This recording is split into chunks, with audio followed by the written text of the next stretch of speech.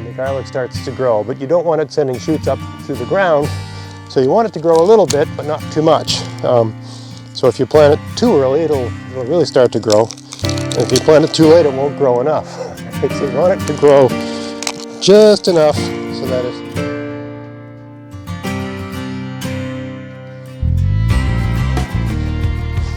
Hey, it's Greg here with MaritimeGardening.com, and it's the beginning of October, and I'm out here planting some garlic because it's the time of year to do that where I live anyway.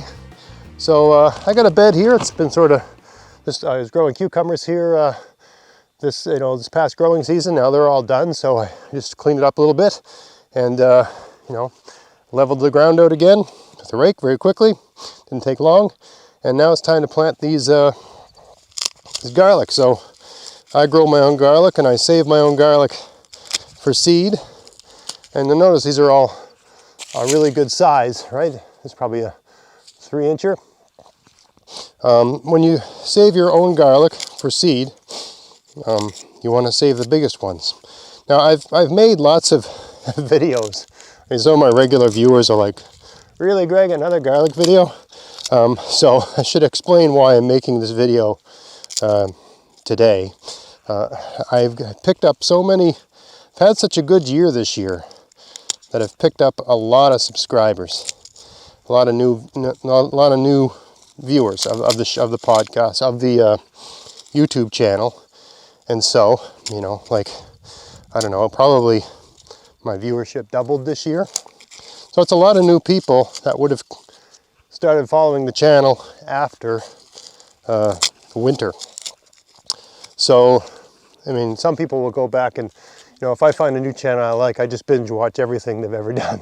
But not everyone does that. They sort of just start watching from that point forward. So if you're like that, the point of this video is to share with you the joy of growing garlic. It's just a wonderful thing to grow. This is the time of year you plant it.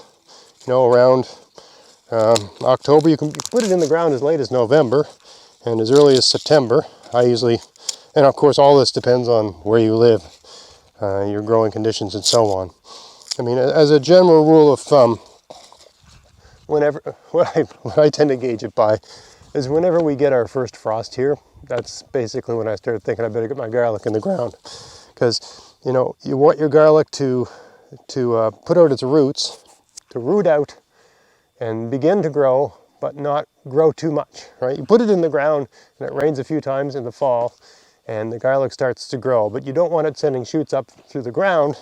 So you want it to grow a little bit, but not too much. So if you plant it too early, it'll really start to grow. And if you plant it too late, it won't grow enough. Right? So you want it to grow just enough so that it will begin the coming, the following growing season, hit the ground running, so to speak. Right. So all I'm doing here is just breaking these things up. Now, I mean, everybody's got their own system for doing that, and other years I've planted my garlic in such a way that I had garlic interplanted with onions. That works really good. They're good. I don't know if companion plant's the right word, but they're excellent neighbors. They don't really steal sunlight from each other, so they work really well like that. But the problem with planting those two things together, and this only really matters if you're, intensively gardening as I do, which I discovered this year, is that you're in terms of harvest time, your garlic are done growing well before your onions are done. So if you had a bed where you had garlic and they were done, and you wanted to use that bed for something else, the onions would kind of hamper that. So what am I doing here? I'm planting these. I'm just spacing them out. This is the way I do it. I give every clove about 6 inches, right? A 6-inch grid would be the best way to put it. Now I'm gonna this lettuce is here. I don't, people are big fans of fall planting, and if you do a video on fall planting, it gets a lot of views. But it would be disingenuous for me to do much on fall planting because I just don't find it works well here where I am. And it's got nothing to do with zone. You know, I mean, I'm in zone 6A, and there's lots of people in zone 6A that can do fall planting very successfully. But not all zone 6As are created equally, right? Your zone just speaks to how cold it gets in the winter. It doesn't speak to how sunny or how much heat there is or how much frost there is in the fall or winter. It just doesn't, the zone isn't a measurement of that, right? What you want to measure that is a thing called growing degree days. That tells you, you know, kind of how much sun and heat is available where you are, right? That's the more accurate. People always say, hey, I'm in zone 5, can I do this, can I do that? And new gardeners tend to put a lot of weight on the zone. And really, it's a crude measure of your growing conditions, I suppose, but it's very important to understand your zone when you're planting perennials, because you want a perennial that's hardy to your zone, that can handle your zone's winter. But all that zone is really measuring is how cold it can possibly get in the winter. So it doesn't really matter when you're trying to grow something like lettuce in the fall. What's important if you're trying to grow lettuce in the fall is how much sun and heat you get in the fall, right? If you're not getting a lot of sun and heat in the fall, then you know your lettuce isn't going to amount to much. And I find any sort of crop like a lettuce or a spinach that I want as a fall crop, I have to get it planted almost the end of July practically. Like this, I'm getting way off topic here because it's supposed to be all about garlic, but this was planted around the beginning of August, and it's pretty small. And this was planted around the beginning of August, and it's now the beginning of October. And in a month, there's going to be hardly anything growing here at all. There will still be plants in my garden, but things will have just slowed right down. Right, that happens same thing happens every year. Happens enough that it's a pattern here. So, yeah, it's just not. I know whenever I mention fall gardening, people tell me, I do this and I do that, and this works here and this works there. Yeah, it really depends. Your amount of success with that really depends on where you live, and not so much your zone, but the actual sunniness, how warm it is overnight, all that sort of stuff. And anyway, going on too much about that. This is the process for spacing out the garlic.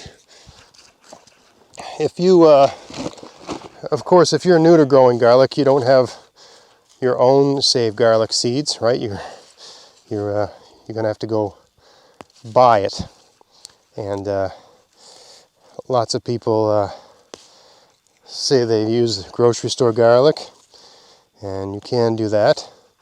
But maybe I should speak to that a little bit because I've played around with it a bit.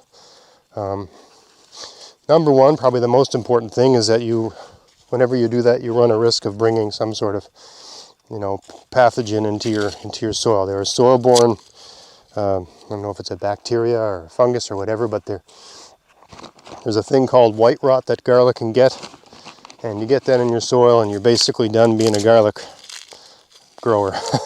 It's over for you. So I would stay away from that. I've played around with it, but I'm always nervous that I've brought something in that's going to really compromise my soil. So that's one reason not to use store-bought garlic. Look at the size of that clove, man. Huge. The other reason, and maybe more importantly, let's say the store-bought garlic has been bleached and blasted, and that it's not that it's not compromised in any way. It doesn't have any sort of bacteria or disease with it. That garlic was picked and stored to be food. It was not picked and stored to be seed, right? So garlic that's been picked and stored to be seed is it's been stored at a certain temperature, it's been treated in such and such a way that you're going to get really good results. So if you're going to use a store-bought garlic as your seed garlic, I would manage your expectations for the first year, right? And then you save the best of those and plant them the next year and save the best of those. In a number of years, you probably get pretty good results, assuming that it's a garlic that's hardy to your zone, right? Because garlic, this one, the variety I'm planting here is called Music garlic, and it's extremely hardy. I think it might be hardy to zone 3. I could be wrong with that, but I think I'm right. So it's a very tough, hardy garlic, ideal for here. I've played around with different varieties. I tend to just, since I've got my own here, and maybe I'll try a different variety once in a while. That one's huge, but I tend to just stick with these because they work so well. I'm trying to stick with this, just eyeballing it here, but 6-inch spacing.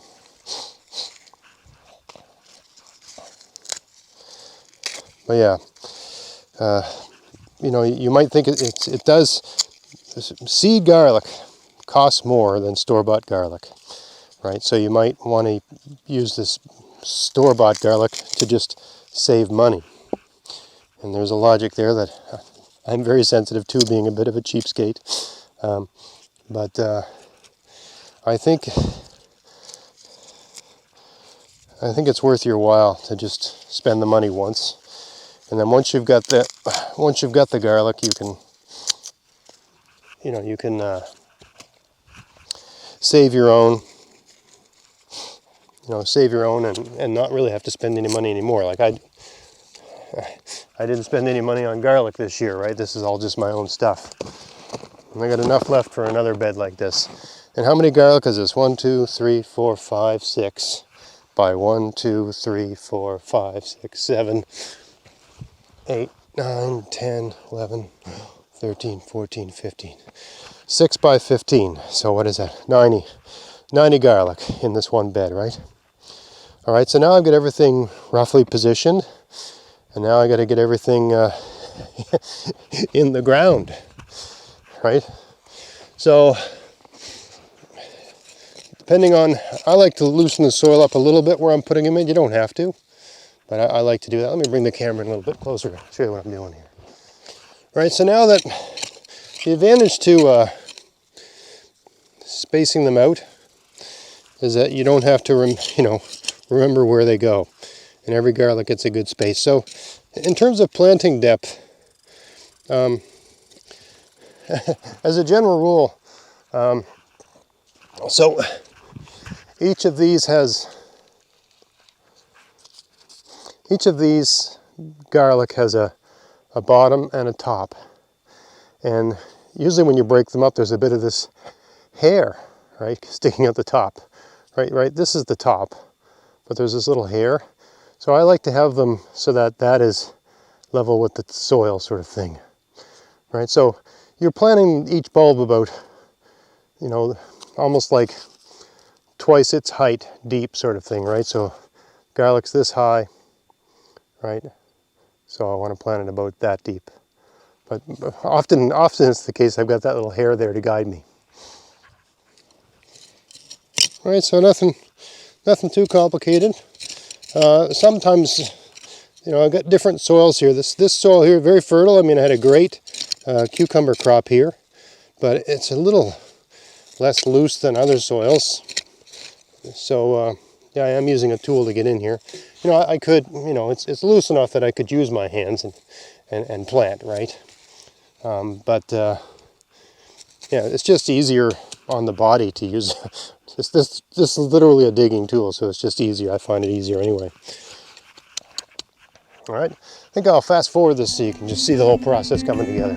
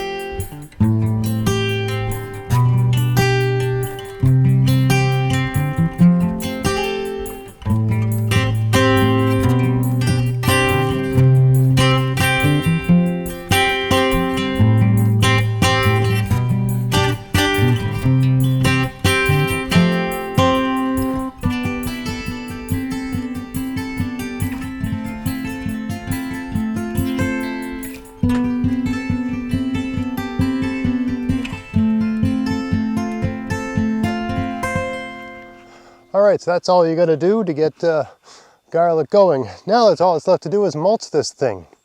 And I picked up some useful mulch just the other day. Let me show you.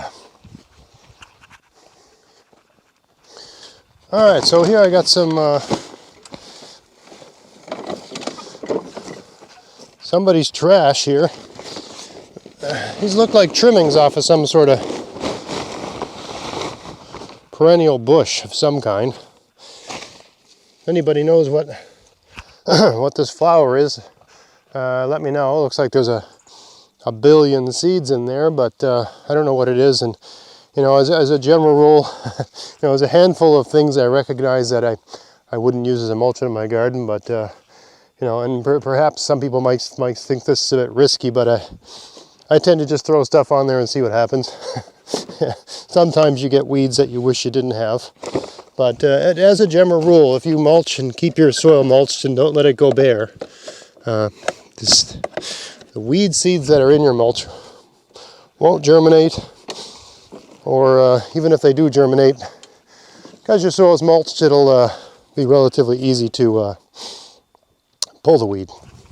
Anyway, let's give this a crank. All we're doing is we're just shredding this up, you know, because these are in fairly large pieces, right? They're sticks. This was taken off with pruners as far as I can tell.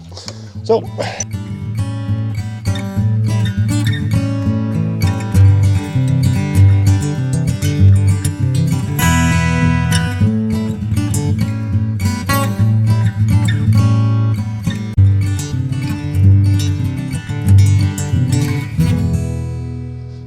all right, so I don't know that this is enough mulch to cover this whole bed. Probably not. You know, when you go over it with a lawnmower, it's more dense than if you hadn't. So, you know, 2 inches is about all you need.